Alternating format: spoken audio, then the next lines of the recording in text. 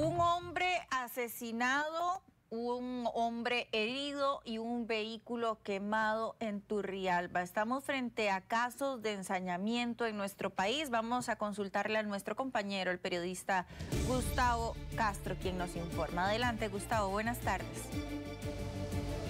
Saludos cordiales, Paula y amigos televidentes, muy buenas tardes. Los hechos ocurrieron en la comunidad de Carmen Lira, Turrialba, provincia de Cartago.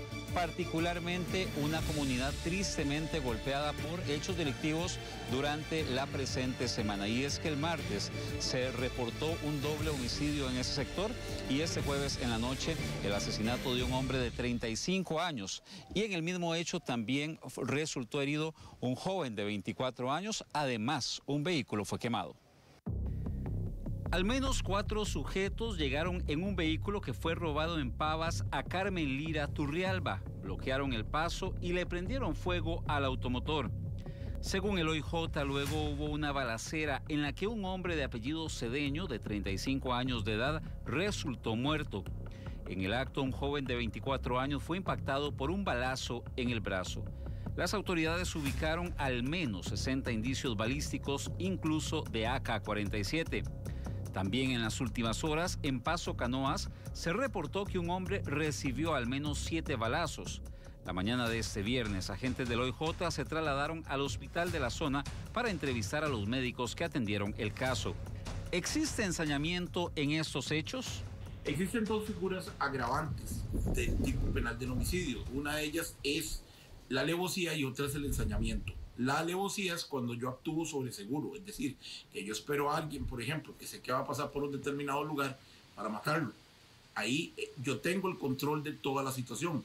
Y el ensañamiento es cuando, por ejemplo, pudiendo matar a una persona de 2 puñaladas, resulta que le meto 25 y la mayoría en áreas no vitales para hacerlo sufrir. De acuerdo a la Real Academia Española, ensañamiento se define como la circunstancia agravante de la responsabilidad criminal que consiste en aumentar inhumanamente y de forma deliberada el sufrimiento de la víctima, causándole padecimientos innecesarios para la comisión del delito. ¿Qué ocurre en el plano legal cuando hay ensañamiento?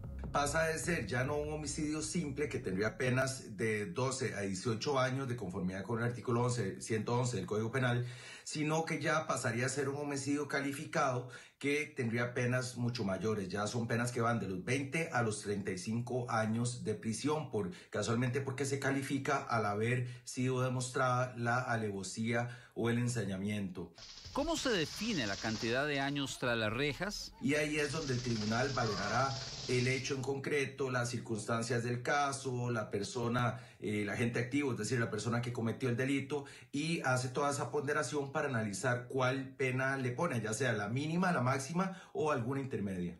E igualmente sucede cuando existen otros delitos colaterales, por ejemplo, el delito de incendio, cuando por ejemplo queman un carro, profanación de cadáveres, cuando el cuerpo de esta persona ha sido mutilado, por ejemplo, después de su muerte, etc.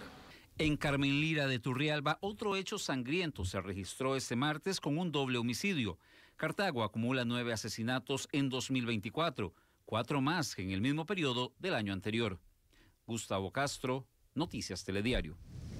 Bien, Paula y amigos televidentes, sin duda una situación particular que llamó la atención en medio de este caso fue que el vehículo que resultó quemado en medio del confuso hecho fue reportado como robado en el sector de Pavas, provincia de San José. Es decir, hechos delictivos que aparentemente están relacionados, pero que hay que recorrer una distancia considerable para entrelazar ambos casos. De la información que tenemos, un reporte de Gustavo Castro para Noticias Telediario en directo. Volvemos con usted, Paula, al estudio principal de Noticias Telediario con mucha más información.